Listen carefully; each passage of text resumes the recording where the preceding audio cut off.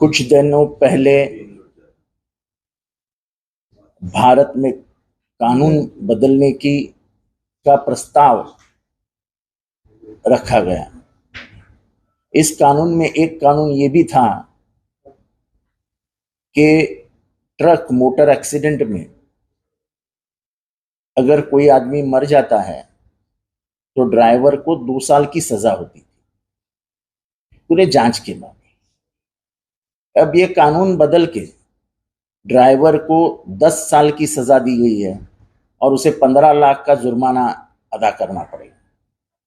एक तो पहले ही रिपोर्ट्स के अनुसार ड्राइवर भारत में 40% कम है और हमारी पूरी सप्लाई चेन जो है, धान्य से लेके पेट्रोल तक, ये सप्लाई चेन ट्रक के ऊपर अवलंबन है। अब ये तो नहीं है कि हर बार ड्राइवर की ही गलती होती है।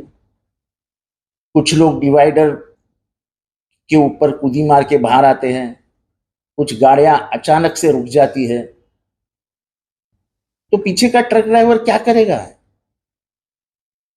चारों तरफ से सोच के निर्णय लेना चाहिए था। इसमें तो आपने ट्रक ड्राइवर को गुनहगारी साबित कर दिया है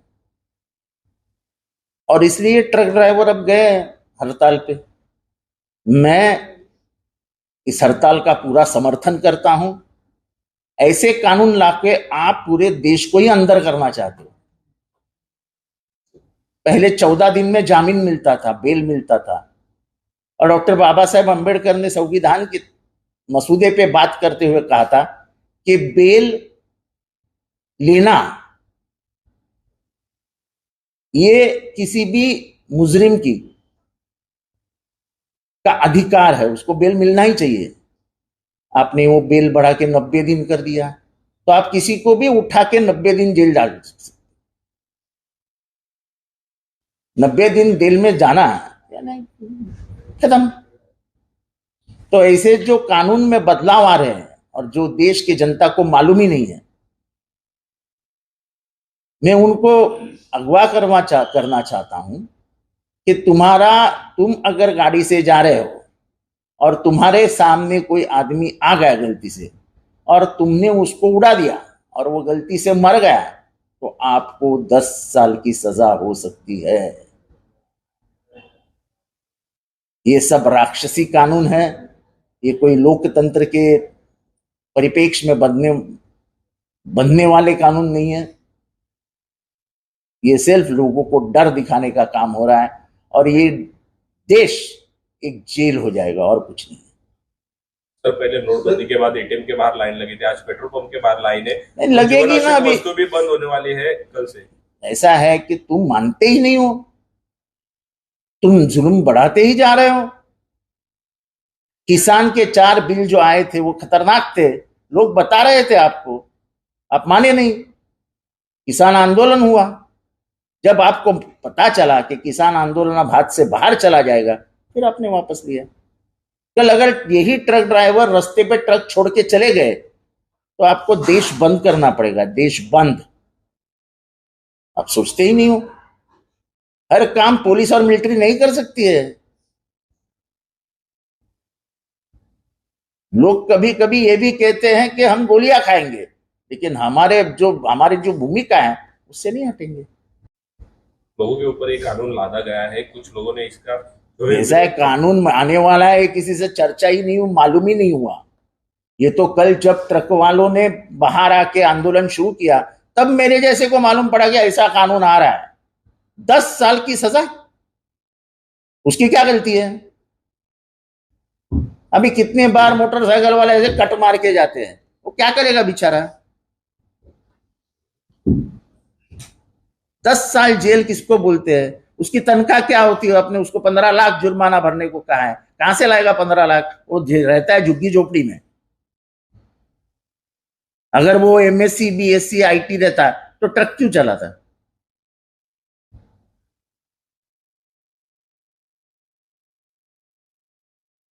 और ट्रक का महत्व क्या है, ये आने वाले दिनों में पूरे भारत को पता चल जाएगा। सरकार ने कहीं इस चीज को विश्वास में लिया, तो आपको लगता है ऐसा है कि ट्रांसपोर्टर्स एसोसिएशन को विश्वास में लेना ही चाहिए था। कानून जब तक आप समाज को विश्वास में नहीं लेते, कानून का इस्तेमाल नहीं होता है। उसका अमल करने के लिए लोगों को भरोसा दिलाना पड़ता है।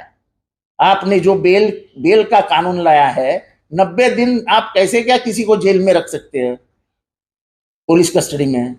आप क्या मारना चाहते हैं लोगों को? आने वाले 24 घंटे बहुत ही क्रूशल होने वाले हैं।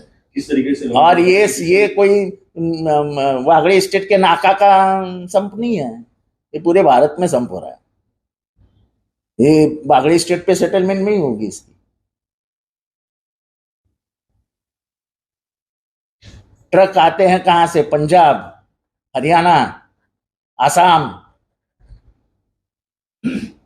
बंबई से जाते हैं। कहां जाते हैं? पेट्रोलियम प्रोडक्ट्स का जो यहां वहां ट्रक पहुंचते हैं। आपको मालूम है सब ट्रक मिलके भारत में हर रोज कितने किलोमीटर ट्रैवल करते हैं? 1 करोड़ किलोमीटर। ना स्टैटिस्टिक्स कोई जानता है, ना कोई पूछताछ करता है। लगा दिया कानून, डाल दो जेल में। अरे आपके जेल भी इतने बड़े नहीं है कि आप लोगों को रख सको। थाना जेल में जितने कैदी रखने चाहिए उससे 20 गुना अधिक कैदी रखे गए हैं। उनको टट्टी करनी नहीं मिलती है, टट्टी। इतनी भयंकर अवस्था है अंदर। खाना तो दूर की बात है, खाना तो मिलता ही नहीं है। खाना मिलता है वो पानी। जेल की सुविधाओं के तरफ ध्यान दो और फिर ऐसे कानून बनाओ। आने वाले 24 घंटे बहुत ही क्रूशल होने वाले। आने वाले 24 घंटे तो आपको लगता है अगर ये बड़े लोग इस संप में नहीं आए और इससे कोई रास्ता नहीं निकाला तो ये किसान आंदोलन से भयंकर हो जाएगा। क्योंकि ये देश भर में है। ट्रक वाला सिर्फ महाराष्ट्र के वागले स्टेट में नहीं है, वो केरला में है, तमिलनाडु में है, बंगाल में है, गुजरात में है, पंजाब में है, कश्मीर में है, उत्तर प्रदेश में है, मध्य प्रदेश में है, तमिलनाडु में है, कर्नाटक में है, महाराष्ट्र में है। खाली हाईवे पे छोड़ देने हैं ट्रक, बस, बाकी कुछ नहीं करना। क्या गोलियां मारोगे क्या सबको? सर केंद्र सरकार ने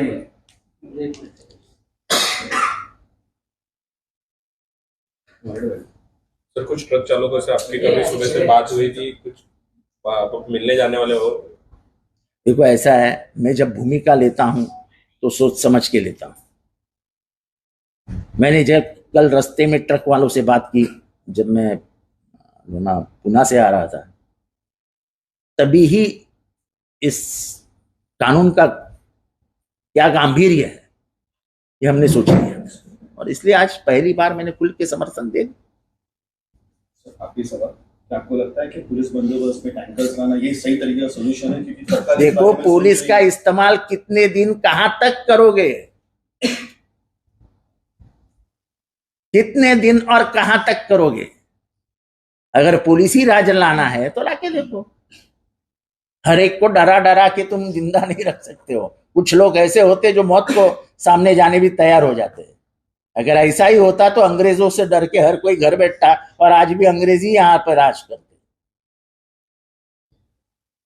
सर केंद्र सरकारच्या नवीन वाहन कायद्याविरोधात ट्रक आक्रमक झालेले असं नाही, 1863चा जो कायदा होता CRPC आणि IPC तो बदलण्यात आला, आणि त्या बदललेल्या कायद्यानुसार वाहनांच्या दुर्घटनेमध्ये मृत्यू पावला तर त्या ड्रायव्हरला 10 वर्षाची सजा आणि 15 लाख रुपये दंड अशा प्रकारची तरतूद करण्यात आलेली आहे। आता प्रश्न असा आहे की दरवेळेस जो माणूस किंवा स्त्री ट्रक खाली येते किंवा ऍक्सिडेंट होतो, गाडीचा ऍक्सिडेंट होतो, मोटरसायकलचा ऍक्सिडेंट होतो, ट्रकवाल्याचीच चुकी असते। मग तुमचे रूल्स इतके स्ट्रिक्ट करा की मधनं आधनं कोणी रस्ता ओलांडताना दिसला तर त्याच्या घरच्यांना 10 लाख रुपये दंड करा। आणि हा फक्त तुम्ही ट्रकवाल्यांना नाही लावलाय, हे छोटी गाडीवाले पण ऍक्सिडेंट करतात, त्याच्यातही लोक मरतात। म्हणजे चांगल्या चांगल्या घरातली पोरं ही जेलमध्ये जाणार आहेत। आतापर्यंत जेलची मर्यादा 2 वर्ष होती, आता तुम्ही 10 वर्ष गेली आहे। 10 वर्ष म्हणजे ही केस झाली सेशन कमिट म्हणजे त्यांना बेल घ्यायला 1 महिना लागेल. कुठलाही कायदा बनवताना त्याचा संबंध ज्यांच्याशी येतो त्या सगळ्या पक्षांशी, पक्ष म्हणजे आता ह्या संघटना आहेत, वाहतूक संघटना आहेत, त्या संघटना, यांच्याशी चर्चा करून कायदा बनवायचा असतो. कायदा आपल्या मनाप्रमाणे बनवायचा नसतो.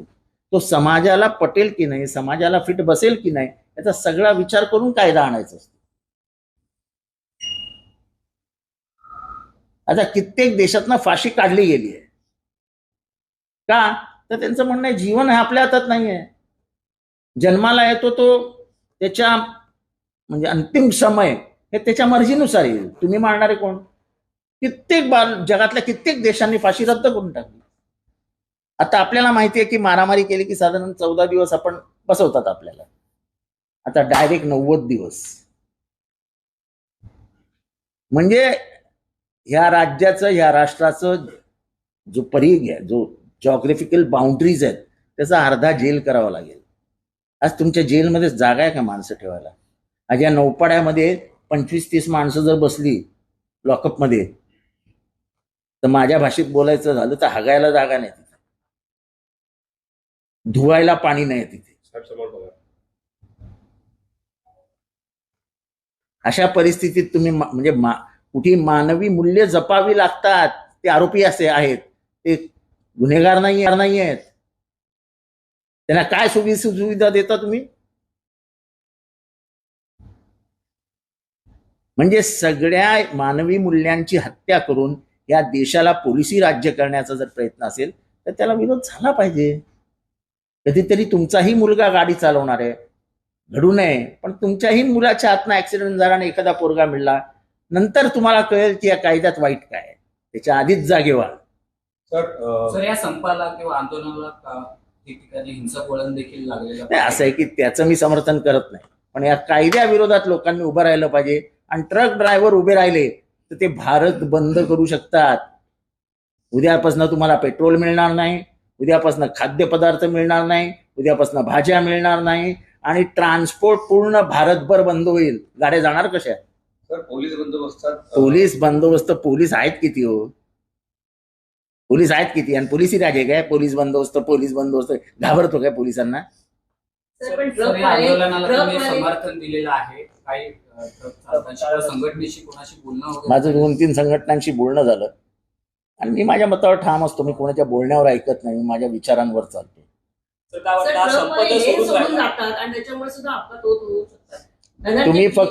तुम्ही फक्त जिथे क्रॉस लाईन्स आहेत, जिथे तुम्ही क्रॉस करू शकता, तिथे तुम्ही क्रॉस करायला शिका ना पहिले. तुम्हाला शॉर्टकट मारायचे असतात. तुम्हाला ओव्हरब्रिज दिलेले आहेत, किती जण जातं ओव्हरब्रिज? त्यांच्या हात एक लेन सोडायचा कायदा करा ना तुम्ही. आम्ही कुठे नाही म्हणतो. मग मी सांगतो ना तुम्हाला, त्याच्यावर कायदा करा आणि त्यांच्यावरती गुन्हा नोंदवा. पण ट्रकवाल्याने कोणाला उडवला आणि तो मेला म्हणून त्याला 10 वर्षाची कैद, ही काय मस्करी आहे? एक तर आधीच 40% ड्रायव्हर कमी आहेत या देशात. हा व्यवसाय आहे, ही चांगली नोकरीची संधी आहे, तरी 40% लोक नाही करत. कारण का 12-12 दिवस ट्रक चालवावे लागतात. तुम्ही विचार करा, हिमाचल प्रदेशमध्ये जेव्हा इथनं काही सामान घेऊन JNPT मधनं ड्रायव्हर जातो, तेव्हा ते वरचा जो टर्न आहे ते कसे, जरा गुगलवर जाऊन बघा, ते ट्रक ड्रायव्हर कसे ट्रक चालवतात. ते जीवाची पर्वा न करता तुमच्या गहू, तांदूळ, अमुक तमुक घेऊन जातात ना. म्हणजे कोणाच्या कामाची किंमतच नाहीये भारतात. असं नाही होत. प्रत्येक माणसाच्या त्याच्या काम करण्याच्या पद्धतीबद्दल एक थोडासा सार्थ असा आपल्याला प्रेम, आदर असलाच पाहिजे.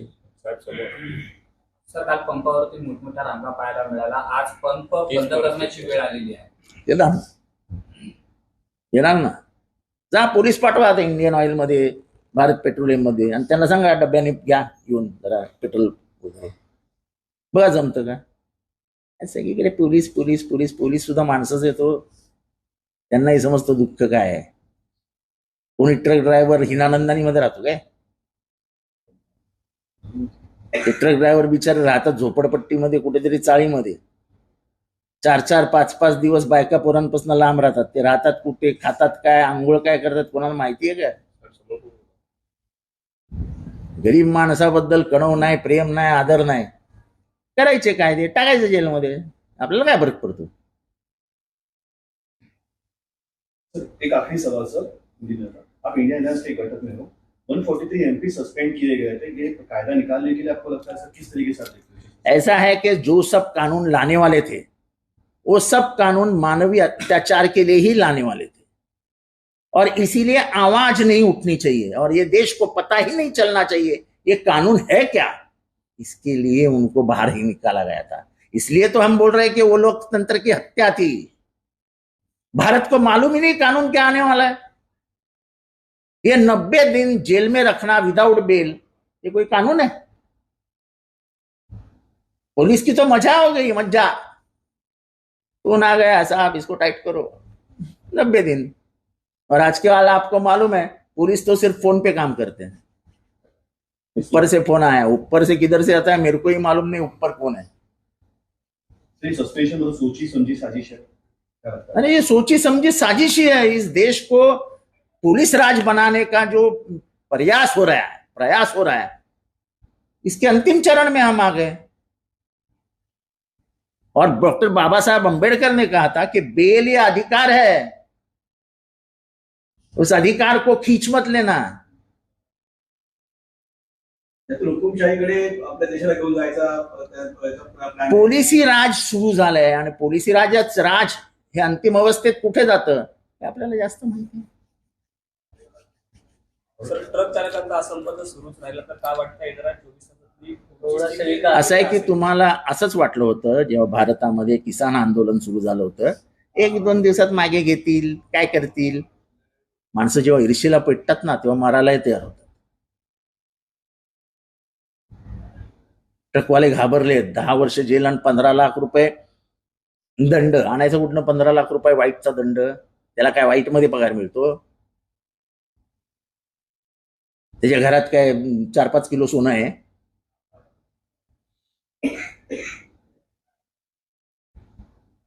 माणसाची नोकरी आणि त्याचं मूल्य हे समजून घेण्याचं काम असतं, आणि त्याच्यासाठी आपली नजर चौफेर फिरलेली असली पाहिजे की कोणाची काय जबाबदारी आहे, त्या जबाबदारीने काय होऊ शकतं. उद्या भाजीपाला बंद होणार आहे, उद्या दूध बंद होणार आहे. पेट्रोल डिझेल द्या सोडून, हे दुधाशिवाय आणि भाजीपाल्याशिवाय तू तरी जगशील का? मटण बंद होईल, चिकन बंद होईल. जे पाण्याच्या टँकर्स गावावर जातात त्या टँकर्स बंद होतील. आणि हे फक्त ठाण्यापुरतं वागळी इस्टेट पुरते मर्यादित नाही की दत्त मंदिरमध्ये बैठक झाली आणि प्रश्न सोडवला. हा भारतभरचा संप आहे.